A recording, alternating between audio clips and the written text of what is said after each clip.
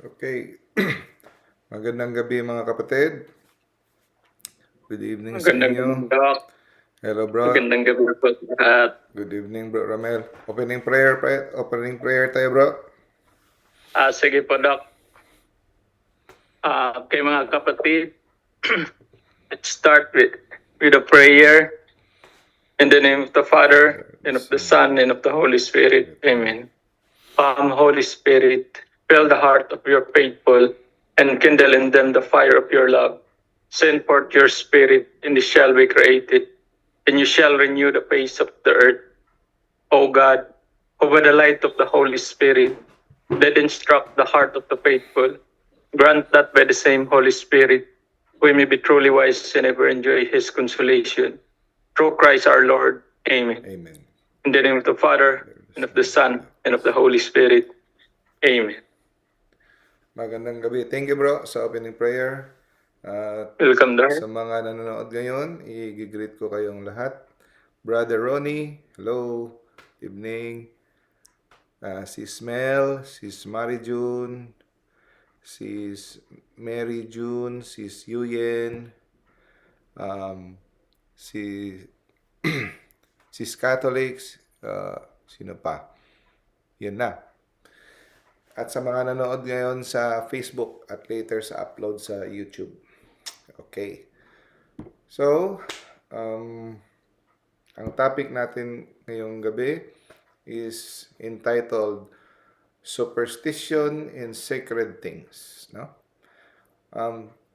Galing ito sa sermon, matagal na, no? Ni Father Francis Honolt, SJ.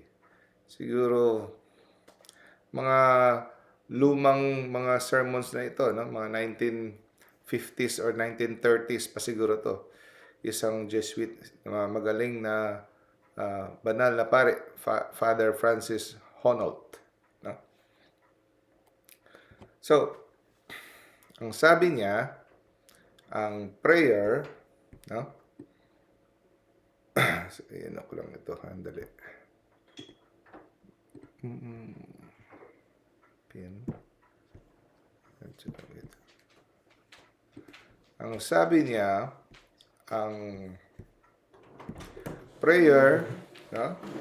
Divine service, yung mga good works natin, no? Ay pwede itong gamitin, pwede itong mahulog sa superstitious belief, no? Pwede pala kung hindi tayo maingat, no? Paano ito? Sa pamamagitan ng kakulangan ng kaalaman, ignorance, or sometimes ginagamit ng diablo ito maliciously, no? Para sirain ang ating pananampalataya. Kaya mag-ingat tayo. Kahit yung good works natin, devotion, service, prayers, pwedeng mahulog sa superstitious belief. Ano ba ang definition ng superstitious belief? Yung binibigyan mo ng kapangyarihan ang isang bagay na walang kapangyarihan. No? At dito ka umaasa, ikumpara sa Diyos lamang. Yun ang definition ng superstitious belief. No? Okay. Kaya, itong lecture na to, pakinggan natin ng mabuti. Kasi delikado itong ma-misinterpret nyo. At sasabihin nyo na, hala, si Brother Dino, pinagbabawalan tayong mag-ano sa mga prayer, sacramentals, mga gano. So, hindi. Kailangan natin makinig mabuti para hindi nyo ma-misinterpret. Okay? So, superstition may be committed through prayers, devotions, and holy things. So, tuturuan tayo ngayon ni Father Honolt paano ma-discern para natin malalaman kung nahuhulog na yung ating devotion into superstitious. Diba, maraming mga superstition, pamahiin, mga knock on wood, hindi magtinda ng asin paggabi, kung ano-ano pa, huwag magwalis ng alikabok pag may namatayan, ang dami pa, di ba? So, hindi lang yan yung superstitious belief. Pwede rin ma-contaminate, ma-infect ang ating religious devotion. Pwede, aabot yan, no? Pwedeng mahawa. Kaya bantayan natin to. So, ang sabi, yung kasabihan, pag ang Diyos daw ay nagtayo ng simbahan, kung saan magtayo ng simbahan ng Diyos, doon magtatayo ng chapel ang Diablo. Kasi ang Diablo, ano talaga yan? Mamaniobra talaga niya, isasabotahin talaga ang lahat ng gagawin ng Diyos. Okay? Yun ang kasabihan. So, meaning, kahit sa simbahan, no, maglalagay siya ng form of idolatry. Okay? Pag hindi tayo maingat. So, ganito ang kalakaran ng Diablo. Magkukubli siya, magtatago siya sa mga bagay na hindi mo mamamalayan. Gagamitin niya ang mga banal na bagay. Okay? Yung mga banal na bagay, para siyempre, yung ano ba? Yung mga snipers, di ba? Nag-ano yan, camouflage. Gaganon din ang Diablo pag hindi tayo maingat. Kasi yung mga taong simbahan, hindi niya makuha sa kabunduhan, hindi niya makuha sa mga bisyo-bisyo, dito niya kukunin sa idolatry ng superstitious belief sa mga gawain sa simbahan. Magaling talaga tong si Diablo eh. So, meron siyang patibong sa lahat ng klaseng tao. Okay? So, sa mga taong mahilig sa babae, iba ang patibong niya. Sa mga taong mahilig sa chismis, iba ang patibong. Sa mahilig sa pera, iba din. Sa mga mahilig din sa magdasal, mahilig mag-serve sa simbahan, iba din ang patibong niya. Okay? Kaya, ano talaga to, wais talaga tong Diablo. Okay? So, kahit ang krus na kinatatakutan niya at siya ay tatakbo, minsan gagamitin pa niya. No? Dahil, sabi ni Father Honold, hindi niya mapipigilan ang mga tao sa pagsamba sa Diyos. No? Ang gagawin niya,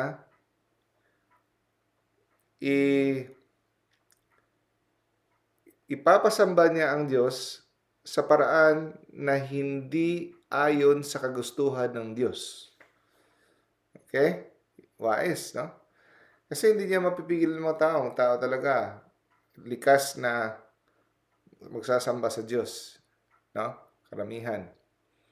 Pero, ang gagawin niya na lang, so hindi ko kayo mapipigilan magsamba, tatataliwas niya yung yung daan, yung paraan na ikaw ay magsamba. Sa paraan na hindi ayon sa kagustuhan, sa kalooban ng Diyos. Okay? So, ito ay tinatawag na superfluous worship. Okay? Hindi ordained by God. Example ng pagsamba. Ang isa lang ang klaseng pagsamba talaga ang gusto ng Diyos. Sabi niya, do this. Okay? Do this in memory of me. Meaning, ang banal na misa. Yun ang the only way na pagsamba na tatanggapin niya with the sacrifice of the holy sacrifice of the mass na may pare, may sacrifice, may si Jesus. Yun. So, yung pagsamba na alive, alive forevermore yun ng mga protestante, walang Eucharistia, hindi yan pagsamba. No? Praise lang yan, hindi yan worship. No? Pero, maliban pa dyan, sa ating pag-pray, pwedeng magpe-pray tayo ng hindi ayon sa kagustuhan niya. No? Imbis na magustuhan niya, kamumuhian niya. Okay? Ito ang katangian ng superstitious prayer. Ang prayer na tama na klaseng prayer, pero uugnay mo sa isang kapangyarihan na hindi naman pinapangako ng Diyos na ibibigay niya. Okay? Isang prayer ng simbahan, pero gagamitin mo sa kabulastugan. So, ibig sabihin, nangangako ka, dinidikit mo ang isang pangako sa isang prayer na hindi naman pinapangako ng Diyos. At wala naman siyang kapangyarihan magbigay ng ganon. Okay? So, ito example.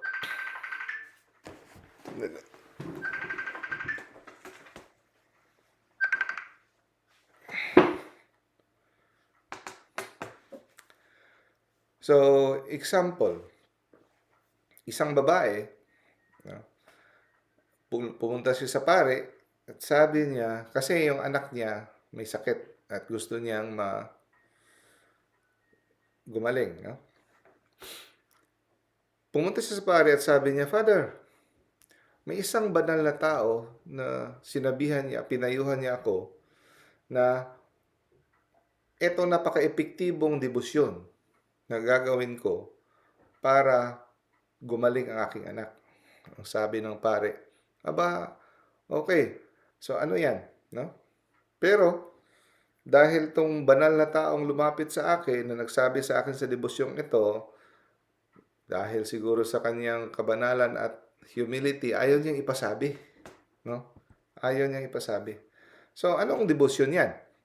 Sabi niya, Father, magpapamisa tayo in honor sa Blessed Trinity. Sabi ng pare, oh, maganda yan. Dapat lang. No? Kasi infinite value ang pagpamisa natin sa Blessed Trinity. No? Bakit sikreto? Bakit sikreto? Sabi ng babae, kasi special circumstances daw ito. So, tingnan mo, Father. Blessed Trinity, one God, three divine person. So, tatlong persona sa isang Diyos. Pag dinugtong mo yan, 3 plus 1, 31. So, dapat, ang edad ng pare na magmimisa daw, dapat 31 years old. Tapos, pag dinugtong mo naman yung one God and three divine person, 13 years old. Dapat yung altar server, 13 years old. Aba, grabe ano? Tapos, dapat kasi Holy Trinity, dapat 3 ang kandila. At dapat 9 o'clock ang misa dahil 3 times 3 equals 9. Okay? So, nagsisignify ng Blessed Trinity. Ang sagot ng pare, this is all nonsense. No? And the worst nonsense of all. Sabi ng pare, the holy sacrifice of the Mass has the same power and efficacy kahit anong oras man yan. Kahit 40 o 31 ang edad ng pare. So, this is a grievous mortal sin. No?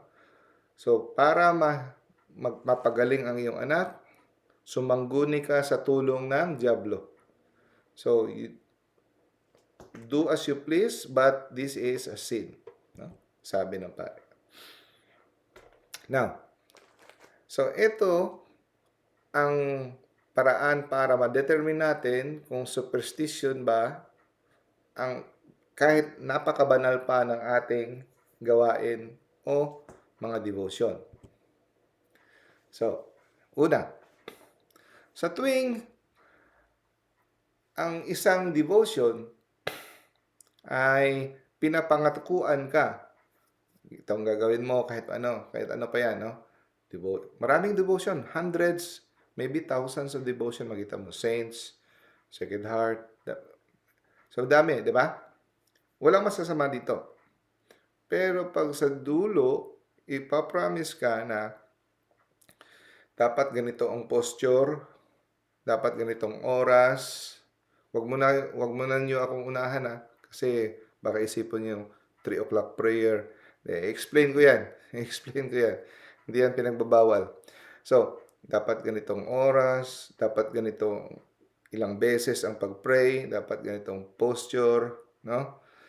At kahit anong banal pa yan, ng mga prayer na yan, galing pa sa mga santo, tapos kailangan at the certain time of the day, dapat nakaluhod ka sa bato, or you have to make the sign of the cross many times, no?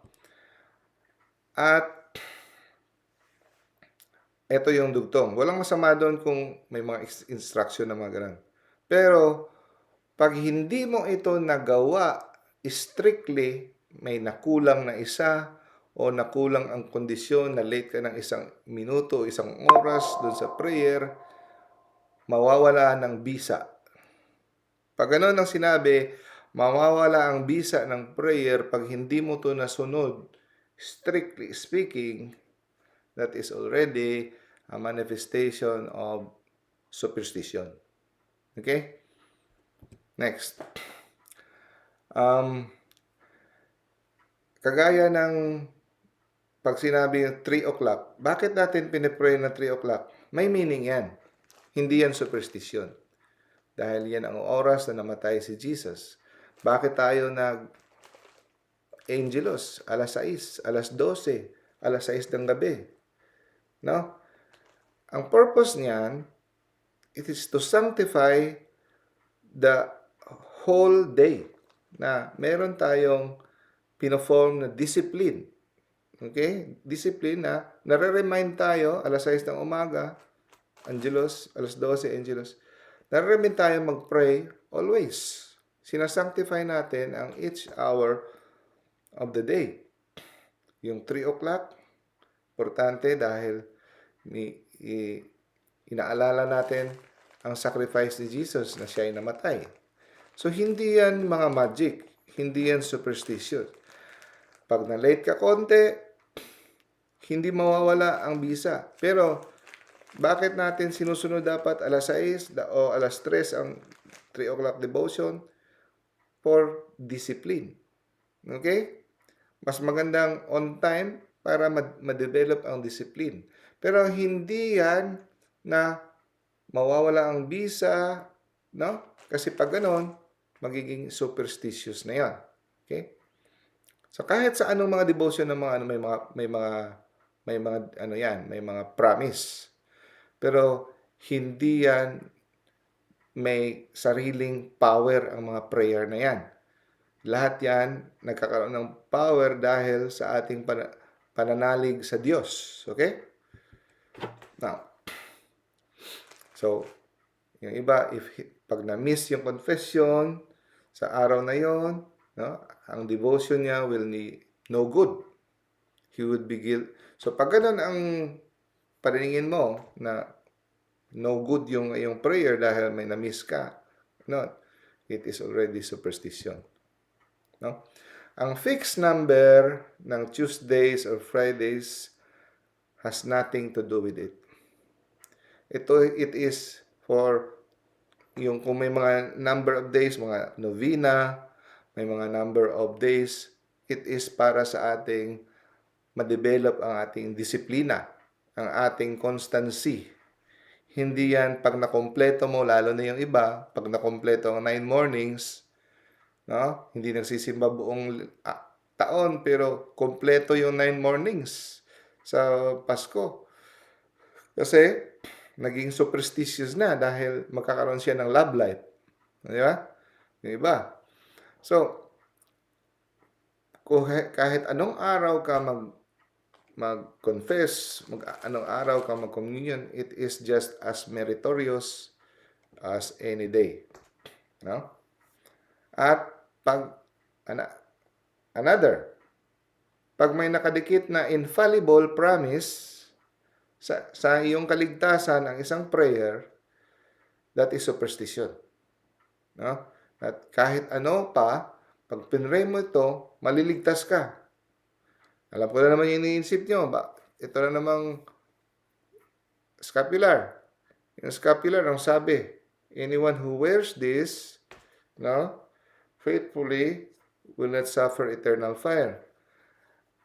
Ilang beses natin yan in-explain na hindi ito anting-anting. Kung dapat ito ay uniform, ito ay miniature na uniform, na ikaw ay may responsibility to be the servant of Mama Mary. Ibig sabihin, you imitate the life of Mama Mary. So, ibig sabihin nito, ikaw ay taga-aware nito, nag-promise ka, you devote your life to imitate the virtues of Mama Mary. Yan ang shortcut na pagkasabi ng pag-wear. Hindi yung physical wear lang, tapos yung buhay mo baluktot. So, yan ay superstitious na rin. Ginagawa mo siyang anting-anting. Na pag nagsuot ka lang nito, kahit hindi ka naman nagko-cooperate sa grace ni Mary, maliligtas ka automatic. Okay?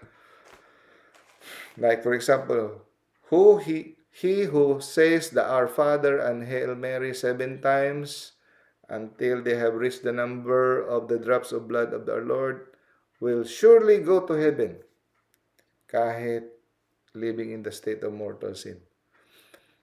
No, it's not automatic. Ang sabi niya, it is a lie coming from the devil. Okay? It is lie coming from the devil. Kaya nga, when we pray, hindi dapat sa lips lang. Dapat dinidibdib natin. We know what we are saying. No? So, may kasabihan na pag ikaw ay pumatay ng mga langaw, dapat maglagay ka ng bitag.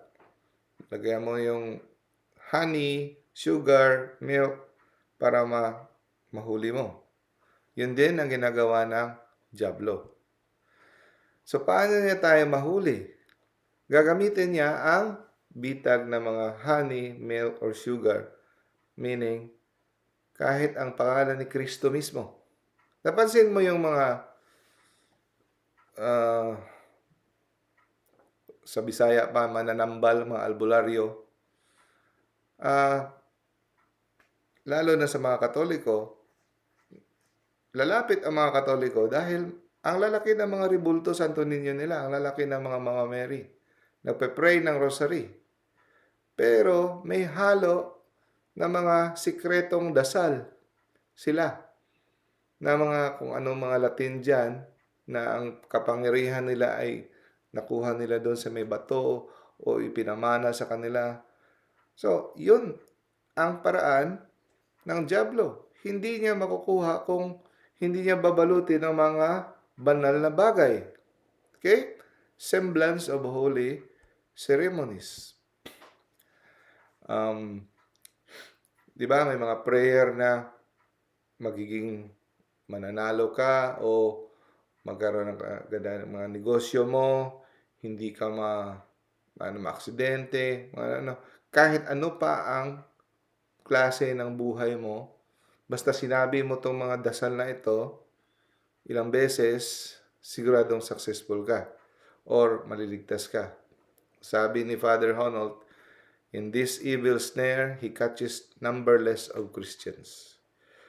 No? Hindi na mabilang na mga Kristiyano ang nahuli ng diablo dahil dito.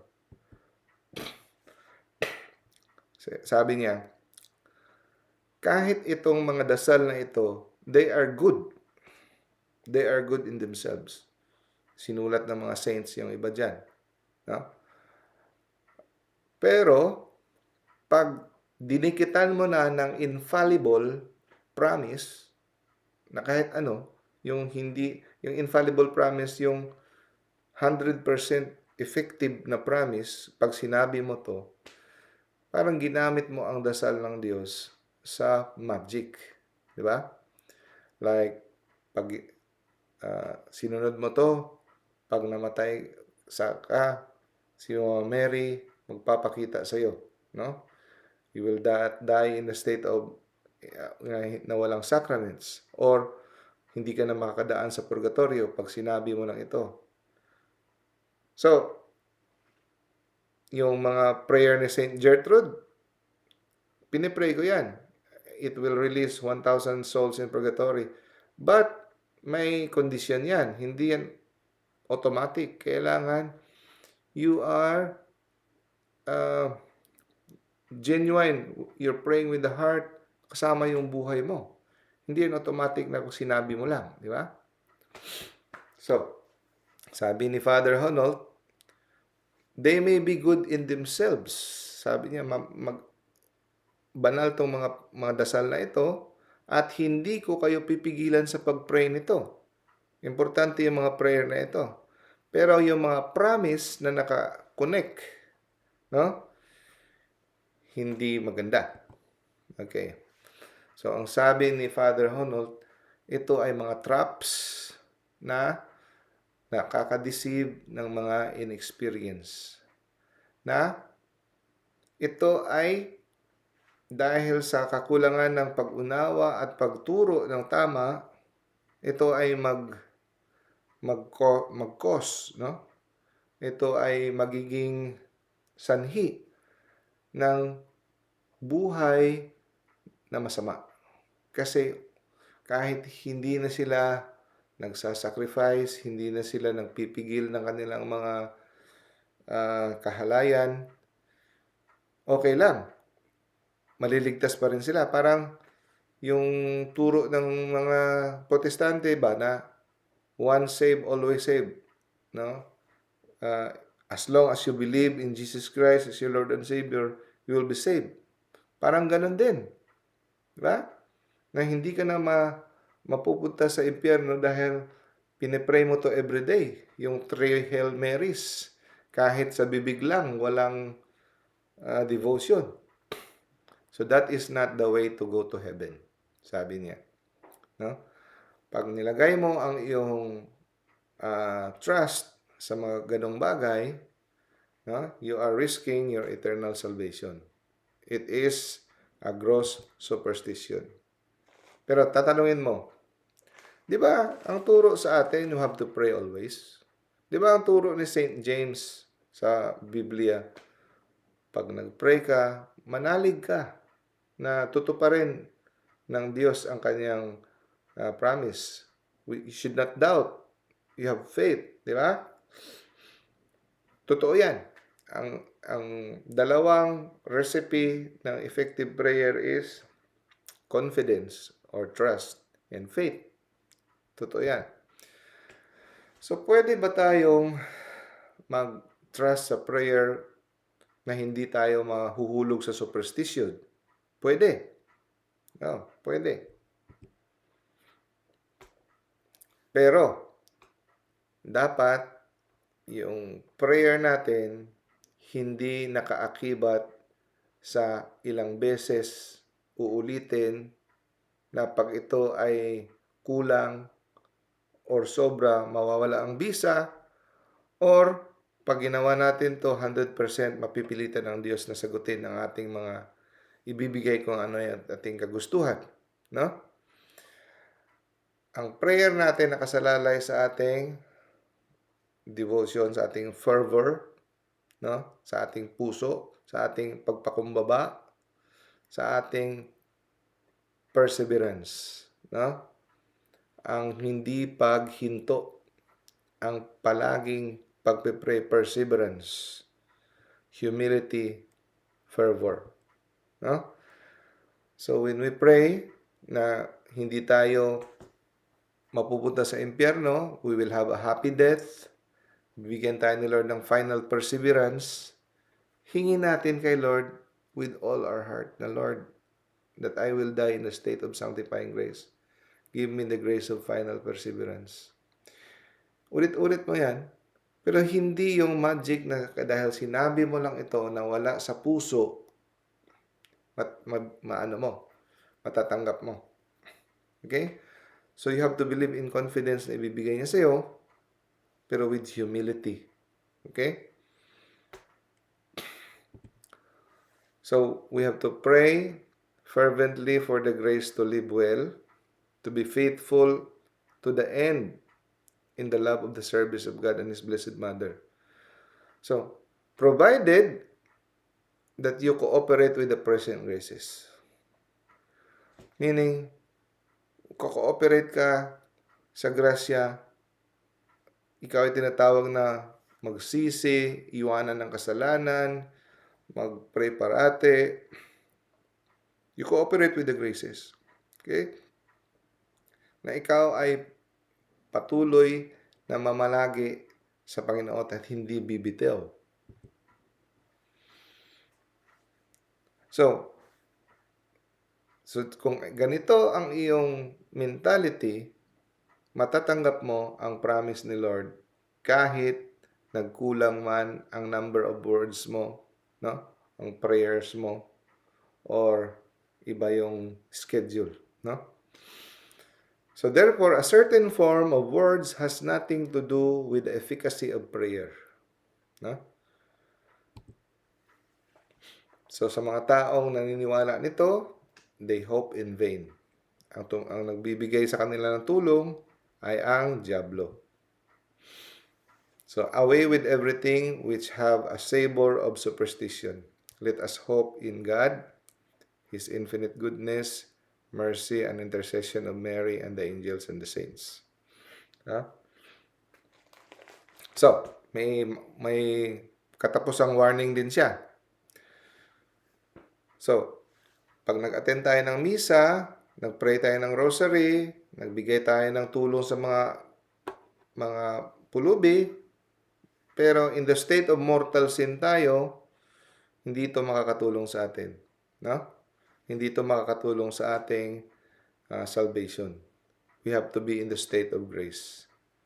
So kahit pa nagpe-pray ka ng mga number of times, mga devotions mo, if you're in the state of mortal sin, hindi ito makakatulong sa iyong salvation. So, with good prayer on our lips, tama yan, yung good prayer, with confidence in our hearts, good works in our hands, yung tatlo na yan, okay? Makakatulong sa atin. Good prayer in our lips, confidence in our hearts, good works in our hands. Okay? So, hindi tayo madidisappoint pag yun ang ating attitude. Of course, with humility. Now, dahil may oras pa tayo, short lang yung turo ni Juan about superstition and holy things, idadagdag natin ngayon ang true devotion to Mary. Pero bibigay ko lang muna sa iyo ang summary. Baka nakalimutan nyo. So, ang superstition na in holy things is number 1, in summary, you treat prayer like a formula. No?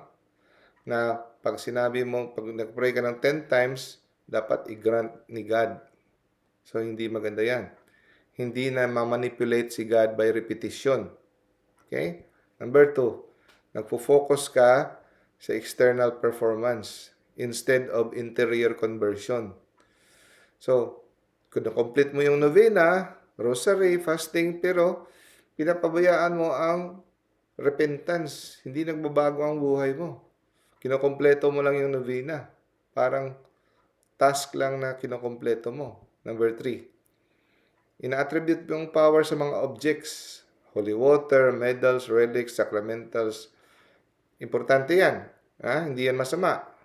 Pero, pag yung mga yan, yung mga sacramentals na yan, no? Wala siyang sariling power. It is a means of grace. Doon dumadaloy ang grasya ng Diyos. It will base on your sanctity and your faith. No? Sa kanyang sarili mismo, wala siyang kapangyarihan. Okay? Hindi siya anting-anting. Number 4, seeking spiritual control over outcomes. So, yung mga devotion na ito, sigurado magkakaanak talaga ako, siguradong makakure yung cancer ko, success. So, instead na i-align natin yung buhay natin sa kalooban ng Diyos, kung anong kagustuhan niya, mamatay man tayo, gumaling man tayo, ano yung will niya, kinokontrol na natin siya. Number 5, hinahaluan natin ang ating faith with fear. Naalala niyo yung mga chain letter? Pag hindi niyo to pinre, hindi niyo to pinasa, ma-aksidente kayo, something bad will happen. Yan. Mga chain letter, huwag kayong maniwala sa mga chain letter. Okay? May mga matitino na mga devotion, mga loko-lokong mga tao, dinadagdagan nila sa baba ng mga promise o mga pananakot. Kaya nasisira yung prayer. Okay, so ang devotion na healthy, ito yung devotion na healthy. It will lead you to God, to trust God more. It will increase your humility and repentance. At it is rooted in Scripture and sa teaching ng church sa sacraments. It will help you surrender your life to God. Ang superstitious na devotion ay you feel unsafe na parang natatakot ka may mangyari sa'yo pag hindi mo ito na-pray perfectly. At you believe na guarantee talaga ang result pag na-pray mo itong certain numbers. At napapalitan ang moral conversion. Wala nang conversion. Pray ka lang mechanical. Nagkakaroon ng anxiety, fear, or obsessive repetition. No? It becomes disconnected to the love of God and to love of neighbor. Hindi na siya ganun. Okay, napunta tayo sa true devotion to Mary. Meron mo tayong time. Turo ito ni St. Louis de Montfort. Kasi merong wrong devotion to Mary. May pito na mali na devotion kay Mama Mary. So, punta muna tayo kung bakit kailangan nating mag-devotion kay Mama Mary. Si Mary, kinumpara ni St. Louis de Montfort sa moon. So, ang moon, wala siyang sariling ilaw. Galing sa sun ang ilaw. Nire-reflect niya. So, yung sun, si God. No? So, ang ilaw ng moon ay parang sinosoften niya. Hindi masyadong masilaw, di ba? Ganun din. Because we are weak, no? We are weak. Minsan yung directly from the sun, from God, minsan yung may mga tao na hindi masyadong malakas pa ang faith. Natatakot silang lumapit sa Diyos. Eto si Mama Mary, nire-reflect niya ang light ni Jesus but softer. Hindi sila masyadong masisilaw at may mga taong hiyang sa tender care ng isang ina, ng isang babae, kumpara sa isang lalaki. So, doon sila mas makakalapit, mas hiyang sila. So, doon pumapasok si Mama Mary. Mary softens the light for our capacity dahil sa ating weakness. Of course, pwede tayong dumiretso kay Jesus, pero may mga tao na mas hiyang sila na hindi dumiretso kay Jesus at magpapatulong kay Mary dahil masyadong masilaw yung sun. Okay? Yun ang description ni St. Alphonsus Liguori. So, kailangan natin ang intercession ni Mama Mary, no? Dahil, sabi ni St. Alphonsus, it is always more humble to talk to God through someone else. Kumpara sa didiretsa kang pupunta sa hari. It is more humble. So, yes, we can go to God directly, pero it is more humble way. If you ask someone to intercede, kagaya ng ginawa ng centurion, ha? Kagaya ng hindi kailangang didiretso ka sa akin, Lord, nahihiya ako, I'm not worthy enough, so pwede ang aking mga servants, di ba? I have servants, sabihin mo lang, just tell it to someone at ma-heal na yung anak ko. It is a sign of humility. Okay? So, dahil broken tayo and sinful, kailangan nating intercessor sa God the Father. Sinong intercede sa atin kay God the Father? Si Jesus. Pero wag nating kalimutan, si Jesus ay Diyos din. Kailangan din natin ang intercessor kay Jesus. Ang intercessor natin kay Jesus ay si Mama Mary. Okay? So, we need Jesus to intercede for us to the Father. But to intercede to Jesus, si Mama Mary. Doon papasok si Mama Mary. So, para ba siyang bibigay mo sa amo mo ang iyong mga mga fruits na products, pero binigay mo sa kaniyang ina. So, ang ina, ilalagay niya sa basket, lalagay niya ng decoration, pipresenta niya na maganda sa iyong anak. So, kagaya din yung prayers natin, yung mga sacrifices natin, mortifications, pag ipinadala mo through Mary, it becomes more valuable. Diba? So, ito yung 7 wrong devotions to Mary. Una, critical devotees. Number 2, scrupulous. Number 3, external devotees. Number 4, presumptuous. Number 5, inconstant devotees. Number 6, hypocritical. Number 7, interested devotees. Iisa-isahin natin. Yung critical devotees, ito yung mga parang usually mga proud scholars, mga theologians minsan sa loob ng simbahan. They claim that they have devotion to Mary daw, pero ayaw nila ng rosary. Kasi yung rosary napaka-elementary, merong mga prayer sila na mga sophisticated, hindi daw sophisticated enough yung rosary para sa kanila. May mga theologians na mga professors akong kilala. No, dati nung nag-school pa kami sa seminar, sa postgraduate course sa seminary. May ganun. Hindi siya believe sa rosary. So, they criticize Marian devotion, they mock the rosary, kasi daw, sabi, why pray to rosary? Just pray directly to Jesus. Yun ang mga sinasabi nila. No? Pero hindi nila alam na ang genuine Marian devotion always leads to Jesus. So, karamihan, galing ito sa pride or lack of understanding.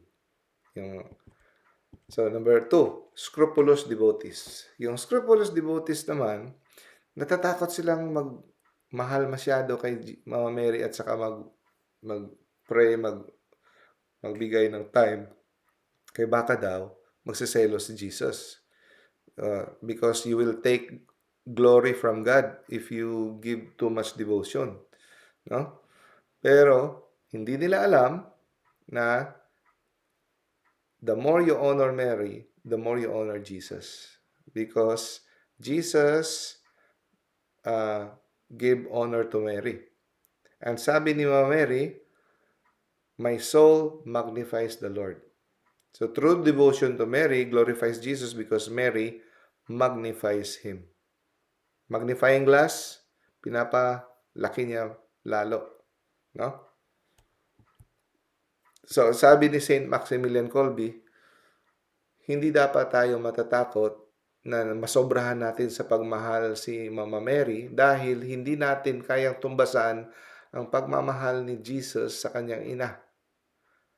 Kung sa tingin mo mahal na mahal mo si Mary, katiting lang yan kumpara sa pagmamahal ni Jesus sa kanyang ina. Number 3, external devotees.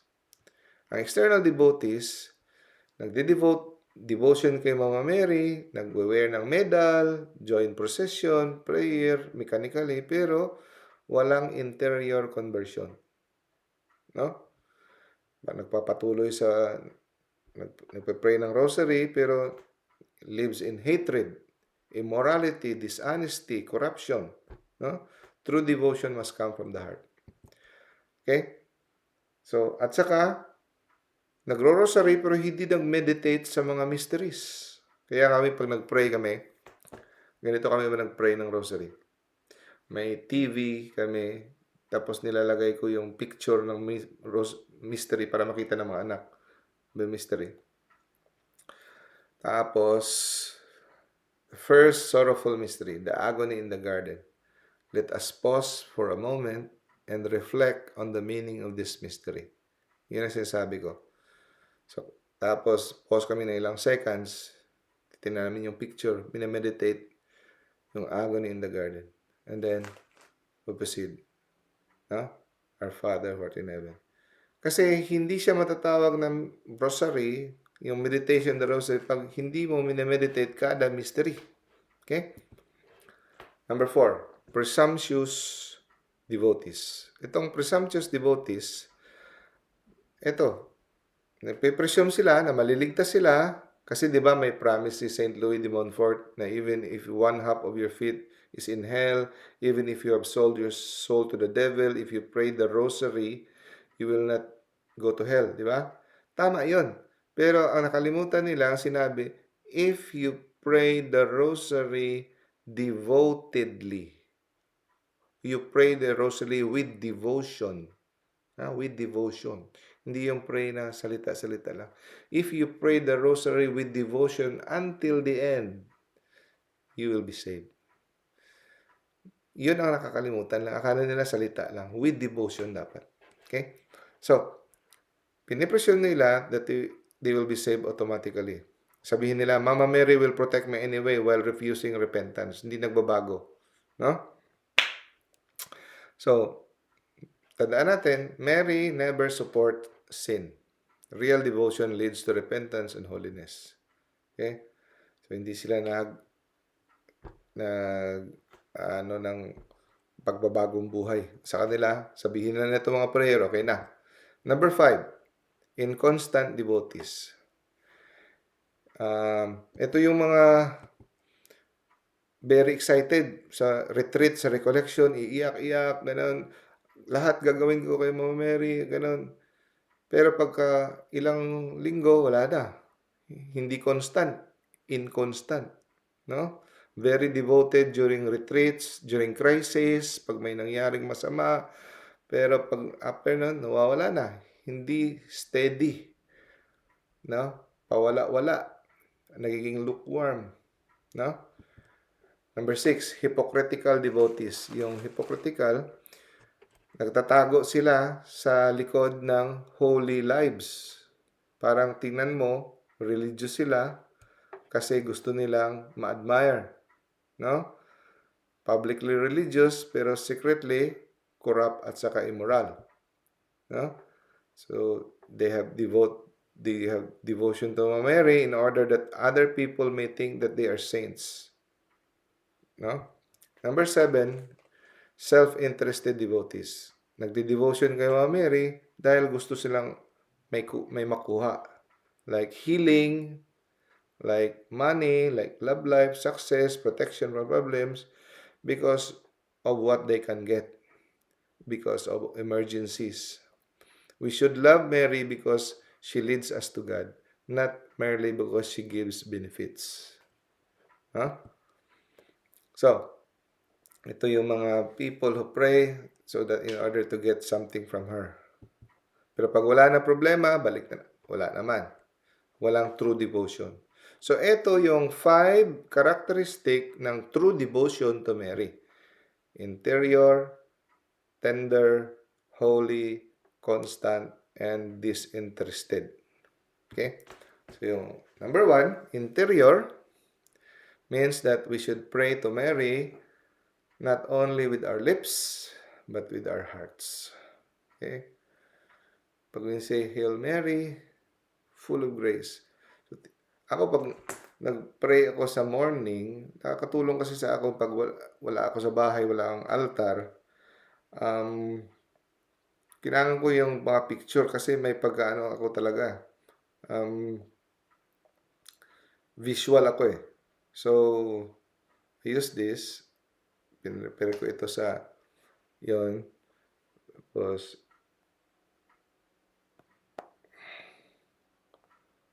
titingnan ko, pag Our Father or Hail Mary, titingnan ko yung picture, tapos, Hail Mary, full of grace, the Lord is with you. I pray with may pagmamahal, with love. Blessed are you among women. So, hindi always perfect na gano'n sa pero I try my best. No? So, with heart. Number 2, tender. Dapat childlike confidence. Na para kang bata na umaasa, na inosenteng bata na umaasa talaga. Okay? Number 3, holy. Yung devotion mo, ang goal mo is to become holy. You imitate Mary sa kanyang holiness. We become saints. Yun ang goal natin. Number 4, constant. Dapat parati. Hindi yung pawala-wala, no? Interval spaces kung kailan lang may emergencies, may pangangailangan. Yun lang. Okay? Number 5, disinterested. Ibig sabihin, hindi tayo nagde-devotion kay Mary dahil may kailangan tayo. We devote ourselves because alam nating hindi tayo mabubuhay na wala si Mary. We cannot claim to have Jesus as our King if we do not have Mary as our Queen. Okay? You cannot separate Jesus from Mama Mary. Okay? So, yun lang. Titingnan ko muna tong questions para may mga questions kanina sa chat. Okay. Sa chat. Good evening, Doc. Superstitious ba ito ginagawa ko, Doc, na may devotion po ako sa pagnabina kay St. Vicente Ferrer Misa at magsindi ng kandila sa kanilang statue? Minsan po, Doc, malimutan ko po yung magpamisa or magsindi ng candle sa larawan. May nangyari na parang nag-remind sa akin na hindi ko magawa. Adeser ko makahinom do makalimot dahil kong misa or dagkot po, Doc. May mangyari na parang mag-remind sa akin. Yung nakasanayan mo, sister, na maglagay ng kandila sa harap ng larawan. Okay. So, magandang gawain yan na yung kandila is a sign of effort also, as a sign of parang yung devotion mo kay St. Vincent Ferrer. Okay yan. Pero, hindi dapat yung as a web said na kung hindi mo magawa yung kandila ay walang bisa ang iyong prayer. Kung magawa mo, mas maganda. Pero kung hindi mo magawa kasi nakalimutan o mahirap, may bisa pa rin. Okay? So, hindi naman siguro superstition na ano, pero yun, bantayan lang natin. Kasi pwede pa rin mahuhulog pag hindi tayo nagbantay. Tapos, next is, hello, Doc. Need ba lahi-lahi ang prayers every night? Need ba na same ang routine sa vocal prayers every day and night? Na among good times, nagasalig na ko sa routine vocal prayers na wala na ko spontaneous prayer in the heart. Okay. Hindi man kinanglan na hindi kailangan na paiba-iba ang prayers natin sa every night, no? As long as para hindi siya mahulog na parang routine, we pray it that we mean it. We mean what we say. We internalize. Kahit same prayers pa yan. Pero, makakatulong din minsan pag may variety. Kung gusto mo may iba na naman, pwede rin. At nakukonsensya ka dahil wala kang spontaneous prayer, itong gagawin mo. Dapat may prayer ka na formula prayers, may time ka rin na ibibigay sa isang araw, ikaw na bahala maglagay, lunchtime mo gawin, hapon, before dinner, at least 15 minutes na yung nakikipag-usap ka kay Lord in your own words. Yung spontaneous. Iba yung prayer na set prayers, na rosary, na mga prayers mo na nakasanayan mo. Dapat mailalaan ka at least 15 minutes in a day na mag-spontaneous talking ka kay God. Yun. Ganda yan. Okay? So, sinong gustong mag-closing prayer? Brother Ronnie, ikaw na mag-closing prayer, Brother Ronnie. Kasi, kita ko yung hitsura mo. Bukas na lang ang microphone mo, Brad.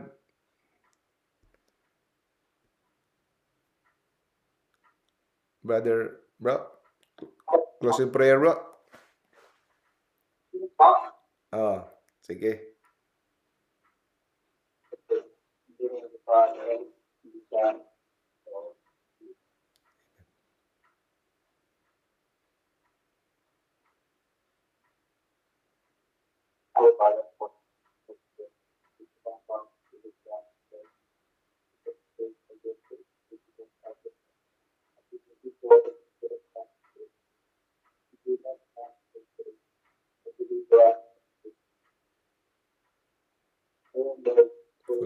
Jesus. The Lord is with you. Blessed are you among women, and blessed is the fruit of thy womb, Jesus. Mother of God, pray for us sinners, now and at the hour of our death. Amen.